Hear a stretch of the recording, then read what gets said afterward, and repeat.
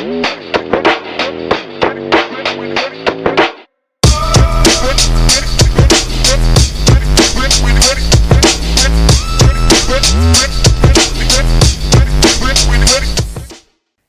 and welcome to another special edition of TheConcepts. My name is Apiwe, aka Amazon the DJ. You know, radio has been around for a long time, since 1936. Right? 1936. And my guest today has been on radio longer than I have lived. So, without wasting any time, please help me welcome Mama Jill Stewart. Thank you. How are you doing, ma'am? I'm very well. You know, I was terrified when you said that Jill has been around for, I thought you were going to say since 1936. It's pretty close. Anyway, thank you for having me here. Thank you so much, ma'am. But before we go through your career, what do you think about radio now with this technology that has developed? There's YouTube, there's podcast. What do you see radio in the future? Well, I think it's become almost automated to a certain extent with the technology that has happened. Mm-hmm. I mean, if I go back to when I started in radio, which was 86, not 36. I mean, we had turntables, we had reel-to-reel tapes with the ads on, we had 8-track carts that we had to feed in for local ads. We had to set up each track on an LP, and you were running around the studio, going to the back of the studio to get the records, and eventually playing them. And they were 3 minutes long, and by that time you'd already had to set up the next thing. You never sat down. Now you sit in front of a desk and basically hit a button, and somebody else has done the loading, the everything, and it just becomes dare I say, it's a lazy way of doing it compared with the way we did. Yeah. But I think that technology has made it more accessible for so many more people to find out things about what's happening in the world, to educate people. I'm not saying that's the whole role of radio, but it does. People find out what's going on in the rest of the world and even in the next town, what's happening to them, all because of technology. Otherwise, we wouldn't know.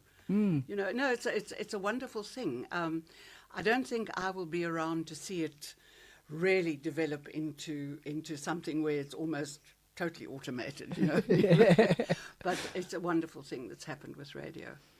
Wow. So take us back now. How was your childhood, and what influence did it bring in becoming the person that you are today? I grew up on a farm in King Williamstown, and right opposite KwaMasingatha, which was where that cricketer came from, Kayantini. Yes. And we spent a lot of time across the river up in KwaMasingatha with the kids. And, well, they were our only friends because we were on a farm, they were on a farm, and so we grew up together. And it forged a relationship for the rest of my life, quite frankly, which it governed the way I saw things, the way I thought about things, and just my whole family was like that because we were all part of the same community. And that's very important in one's life. I mean, even in your life, I think you must find the community shapes what it takes a village to make a children. Yes. That statement, it's wonderful, and that made me want to help people in a lot of ways. So I studied radiography, which was totally out of everything. I did always I was a bit theatrical, you know, and was always in big dramatic things, and I won the speech contest for, I think, since I was in Standard 6, so you probably wouldn't know what Standard 6 is, but from grade 8, isn't it? I think it's grade 8, yes. Grade 8, I was the speech contest winner at school and things like that. But I'll tell you, one of the things that made me speak like I do, I had a typical, we grew up in the border area, so we had a border accent. And one day, a girl from Port Elizabeth came to King Williamstown, and we were at Kafredian High School. Well, now it's Kingsridge, I think. And this girl had a Cockney accent. Oh, my goodness. It was fantastic. And I think I was about 9 or 10. And I went home and I was a Cockney. That was it. I was a complete Cockney. And the headmistress, they used to do this in those days. They phoned my parents about a week later and they said, look, I think you must come and see me. So they called them in and they said, and I was there too, they said, now listen, my child, if you really want to speak with an accent, please don't use the Cockney. Why don't you try and speak like the Queen? And I said, the Queen, what Queen? So she said, no, the Queen of England. I said, oh, okay, fine. So I started to listen out on radio and things like that, how the Queen spoke. And that was how I changed my accent from a border accent to this. So it's just lived with me for life. So when I did radiography and specialized in neuro and radiography and worked with the paraplegics at Conradie in Cape Town, which was a remarkable experience. The quadriplegics and paraplegics, they all went there. Apparently that's now an old age home or something. It's no longer, I don't know what happens to the paraplegics now. But, and then I came back to PE and took over the school of radiography. So I was lecturing and running, I was principal of the school, and it was marvellous, absolutely marvellous. Now, I know what your next question is going to be. Well, where did you go from radiography into radio? Because I have a friend of mine who, I don't know how he came about, how he approached this, but he studied radiography with his thought that he always wanted to do radio. But good heavens, I would never put the two together. So when they saw on the prospectus, when they applied for the university, and then they saw radiography, and then they were like, oh, I'm going to do that because it's radio. Yes. So it doesn't work that way. So yes, from being a radiographer and being into radio, even today, what influenced that transition? It was a dare. The SABC were looking for, well, Radio 5, which it was then, was looking for the voice of South Africa. And my boyfriend at the time said, I dare you to enter that competition. So I said, no, don't be ridiculous, man. Anyway, I did. I entered the competition and never gave it another thought. It was just before my birthday in February. And I'm a Valentine's baby, by the way. And anyway, so I gave it up and everything. And I had friends come round one day, and we were having lunch and a fair amount of, I think they were Heineken beers, quite frankly. We were all having lunch, and the phone rang. And this guy said he was Peter de Nobrega from Radio 5, etc., and he just wanted to tell me that I'd won the competition. I said, look, don't talk absolute rubbish to me because, I mean, this is months away.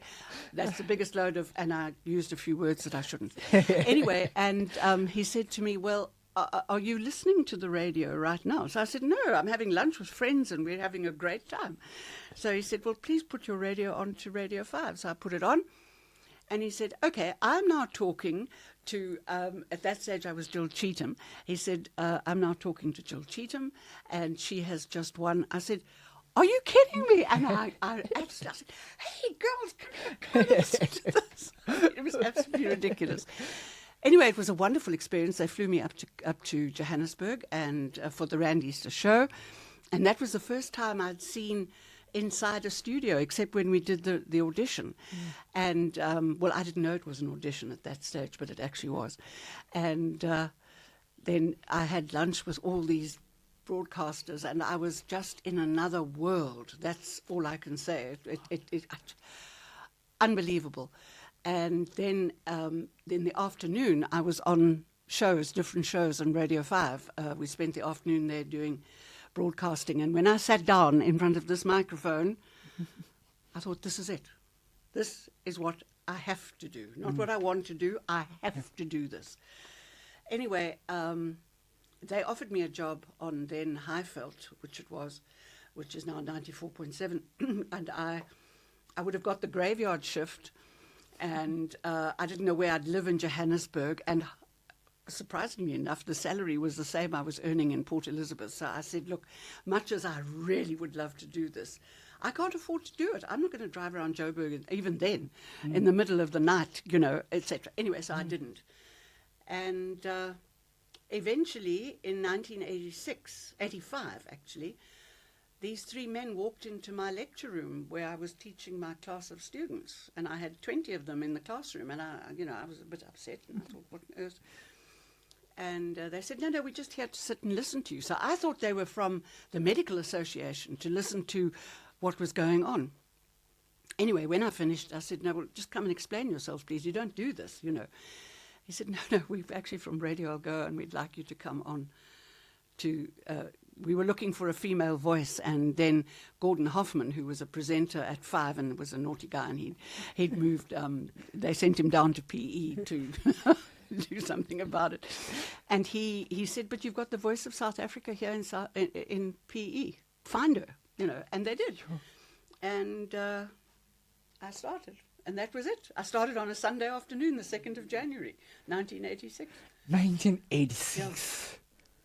You. And I'm still there. I'm still on radio. Not at Algoa. I'm now with East Coast Gold. We play Golden Oldies, which is my forte. Yeah. You. Wow. So what was the since 1986 then? What was the most memorable moment in your career? There were a couple of them.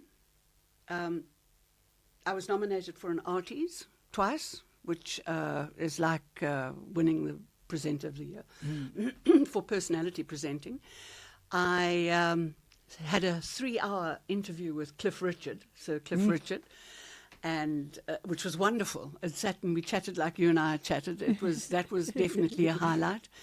And then meeting and interviewing and being involved with a lady called Toby Kushlik, which none of you will have heard, not your podcasting listeners, not anybody. She was the doyen of theatre in Johannesburg, and she put on all the shows that you could think of in Johannesburg, and they were all musical shows. And she found South African singers, because in those days there weren't that many of them, and she found true South African singers, Afrikaans, English, Xhosa, I mean, you name, it doesn't matter which language they spoke, she found them, and she developed them and got them singing, you know, and got them known and got hit songs for them. She was a wonderful, wonderful woman. She had jewelry. I don't know if it was real or not, but she had jewelry everywhere. I mean, I don't know how she lifted those little scrawny hands up, and she would say, "Oh, darling," you know, and everything was darling. And we did an outside broadcast at the Addo Rose show, and I got up to help the kids, the marketing people start packing up. She said, "Oh, no, darling, you are the star. They are the workers." Ooh. And she said it just like that. And, you know, I just sat down. It's unbelievable. No, this career has been very kind to me. Let's put it that way. It's been wonderful. That's all I can say. It's just something that, I don't know, it's just changed my whole life. Sure.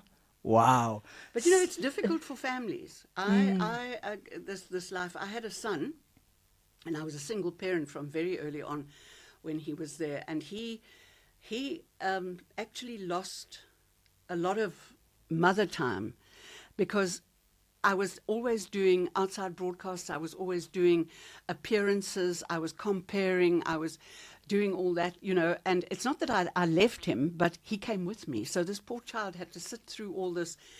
Well, he's now a director of an advertising company and uses me as voice for half of his things. But seriously, it's difficult, and it's difficult for a whole family thing to know how one member of that family is very popular and almost owned by the listeners, which you are. And if you put a foot wrong, you'll pay for it. That's all I can say. You know, you're not with your family, with the listeners. The listeners are fickle. Don't think for 1 second that they will love you forever. If you say something they don't like, they'll get you. Wow. All. Yeah. And I've had my share of stalkers, I must tell you, of people coming and standing in my garden and peering through the window just to see me, you know. well, I had to call the police, Yeah. It was really quite scary. Things like that, there's a lot that happens when you... And, here in Port Elizabeth in the Eastern Cape, there were only a few celebrities that were very well known, because we only had Radio Algoa in those days, not Algoa FM, it was still Radio Algoa. It became, I can't remember which year it became Algoa FM. And when they loved you, so you were mobbed everywhere. I actually, in a lot of ways, became a recluse, because Sure. I couldn't... At one stage, I couldn't go shopping without people, oh, there's Jill, and Jill, please won't you sign this? And Jill, what are you buying? I think Yeah. all this sort of thing. And I just suddenly thought, wow, okay, enough. And I stayed home quite a lot and just did my shows and did my OBs or did whatever I was supposed to do. I did that, but I didn't... I used to send my son shopping, or, we didn't have deliveries in those days, and things like that. Yeah. So Yeah. it's a different life, but it's a wonderful life. Hey. Wow. Okay. So now... I think I'm messing up his interview. Yeah. I'm going to say that right now. Yeah. So now you just recently joined East Coast Gold. Yes, Yeah. And 18 months ago. Yeah. what made you join radio, like at your age now? Because probably some people... no, I had stopped eventually, and I started again with Darren Mann. We got together and we were working for about a year. I stayed there, and then East Coast approached me. Because they were a gold station, and my big show was Sunday mornings. In fact, this morning on Algoa, I heard Albert Engelbrecht or somebody, a comedian, he's from, I don't know where he's from actually, but he's coming to PE, and he says, no man, he loves being in PE because when he grew up listening to this woman who was there for about 20 years doing the Sunday morning program. And I sat there and I thought, sweetheart, that's me. Anyway, and then Wayne Hart, who was the presenter, said, you're talking about Jill Stewart. He said, of course I'm talking about Jill Stewart. What's happened to her? He said, she's still on radio. He said, oh. So, Wow. Yeah, so yeah, you do, radio in those days was a small world. Now it's a huge world. There's so many radio stations now, which is wonderful for people who are wanting to get into the industry, that the opportunities are there. There certainly weren't all that many opportunities when we were, when I started. But they've grown and grown, and with the internet stations and with the local stations and community stations, there is so much opportunity for guys and girls to get into this field. It's fantastic. And one of my questions that was gonna follow is that for someone who's probably want to venture into radio, what advice would you give them? Well, first of all, just make sure you've got to have general knowledge, and it doesn't matter what you're doing in the industry of radio. Because everybody thinks they're going to just get it, the door's going to open and they're going to get the breakfast show. Well, you're not. I mean, that's actually as simple as that. You've got to start from the beginning. There's no actual qualification as such. There are lots of qualifications, but there's nothing that can prepare you for sitting behind that microphone the first time you go on and the rest of the times, and there's nobody else in the room except you. It's a big step. From whatever you may have been taught or told or anything, it's nerve-wracking. So you've got to have confidence. You've got to have general knowledge that you can talk about anything, even if you're just doing a music show. You've got to have elocution. You've got to be able to speak, and it doesn't matter whether you speak with an accent, whether you speak in a different language. You must be understandable to the listener. That's all. They must be able to understand what you're saying. But as far as getting in, there are a lot more points, but as far as getting into the business, you've got to apply somewhere, and they're going to ignore you first. Then eventually, if you keep on and on and on, and you go into the studio, you've got to go to the studio. Say, listen, I'm prepared to do anything. I'm prepared to be the car wash guy. I'm prepared to be the tea lady. Let me just get a foot in here, because once you get a foot in, you can then show them what you've got in all ways. You just keep pushing. Be like a Jack Russell. Just keep going, and you will get a post, unless you are really fantastic. If you really are fantastic, you might end up on the breakfast show all of a sudden. But it takes a lot to be really fantastic from green, let's put it that way. You know, so my advice would be, if you want to do this, you've got to have your heart and soul in it. You've got to give up a lot of things. You've got to really... The station becomes your life once you're in it. And it doesn't matter what position you have. You could be the social media person. You could be the secretary. You could be the driver. If you start showing your interest in presenting, somebody's going to notice. And sooner or later, they're going to call you. Of course, if you're a technician, you can still be a presenter as well. In fact, you've got a good start, because you drive the desk yourself. You don't have... somebody producing you on most of the stations. Yeah. And that's my only advice, is just to keep crapping at the door of the station and saying, I'm here and I want to work on this station, please. You know. And to volunteer is because most of the radio stations they don't pay. No, particularly community stations, even some of the internet stations, they don't pay. They use a thing where you can sell advertising and you get 50% of whatever they are making. So you see, you've got to be a jack of all trades sometimes when you are being a presenter, you know. Sure. So hey, now it's since 1986. Up until now, and you're still on radio. What's next for heavens. Stewart? I'm stay alive.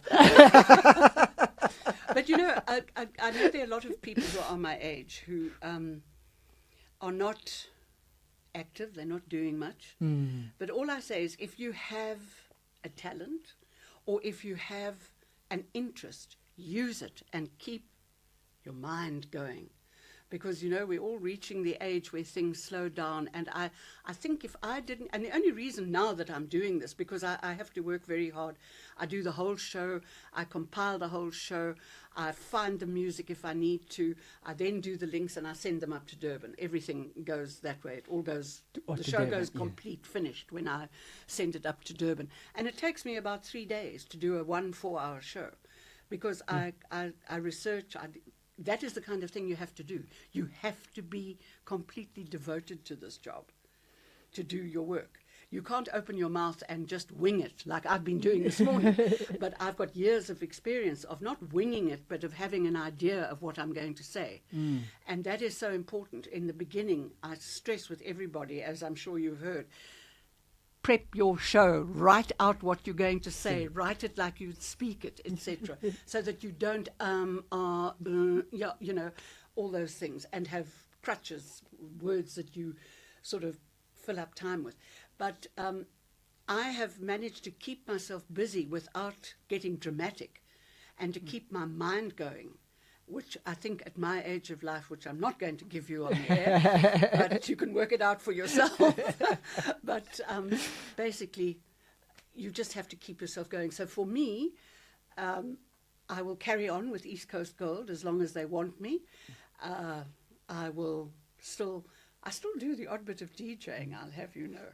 Yeah, it's hilarious. I really do. But I do 60s birthdays and, you know, things like that.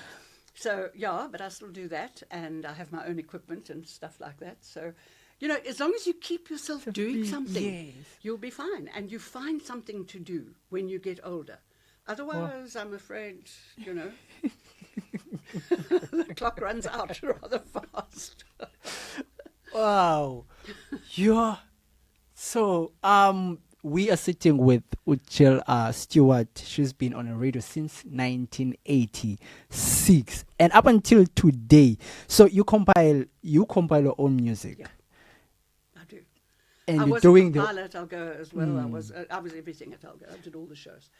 So where do you find the music? Because most of the songs they are like. I've collected music for all my life. All my life. My computer probably has about 8,000, 9,000 songs on it. Yeah. Sure. Yeah. And I had over 6,000 CDs. 90% of them, 60% of them were probably golden oldies. And then the others were topical, now today's music that we got. I love today's music. I love it. Don't think I only like golden oldies. I absolutely love things. Harry Styles. What if I was 40 years younger? 50 years younger. Things like that. And yeah, I just love it. I don't like Adele. I'll be quite honest with you. I don't. The only one I liked of hers was The River. What was that thing about a river? I can't think what it is. Yeah. But anyway, it was the only up-tempo one. I like up-tempo music. Oh. I love rock music. At the moment I'm a rock chick, I'll be quite honest with you. And Van Halen just talks to me. You've probably never heard of Van Halen. No. And Led Zeppelin and The Who and all these big rock bands of the 50s and all of the 60s, 70s and 80s. AC/DC, no, don't like them. But and even Aerosmith, I find they scream rather than sing. Things like that I don't like. But we are doing Rocktober at the moment on East Coast Gold. So I've had an absolute ball. I tell you, I've gone through my archives and I've found these fantastic rock songs, which I'll be playing for the next 2 weeks. I'm playing some soft rock. I obviously don't think everybody likes all the hard rock. But yeah. So it's going well. I'm loving it. I'm absolutely loving it. And I've only met my colleagues in Durban once. But, with your technology, the whole show goes out, and it's great. Wow. Oh, man. Thank you so much, ma'am, for gracing us with your presence. Oh, thank you. Thank you so much. I know you. Like at your age, I shouldn't be bothering you but thank you so much for gracing us with your presence, and thank you so much for being with us. And yeah, thank you so much for having me, and thank you for letting me come and talk about my life. At this stage I don't have to talk about my life much, or there are not many people who maybe want to hear my life story in the way you have. So I thank you very much, everybody involved in this podcast. It's been great. Wow. And there you have it, ladies and gentlemen. That was Jill Stewart. She's been on a radio since 1986. Where were you in 1986? I was not born yet, that's what I'm sure of. But and she's still on radio till today. East Coast Gold, every Sunday. Do check it out. Thank you so much and for watching. Don't forget to subscribe. Don't forget to put the notification bell so that you get reminded whenever we post videos like this every time. And don't forget to comment below, press that like button. And this has been TheConcepts. Thank you so much. See you next time.